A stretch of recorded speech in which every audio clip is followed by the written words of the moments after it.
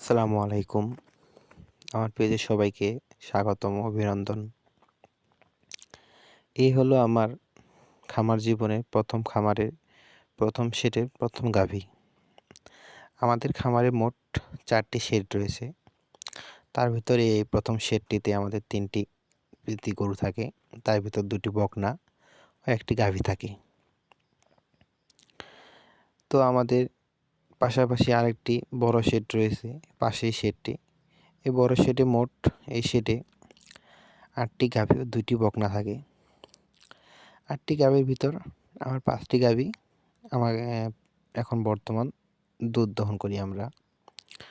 আর ৩ টি গাভী আমাদের প্রেগনেন্ট।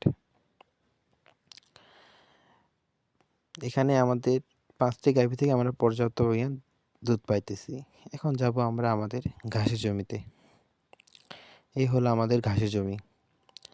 আমরা গরুকে দানাদারের তুলনায় পর্যাপ্ত পরিমাণ ঘাস দেওয়ার চেষ্টা করি।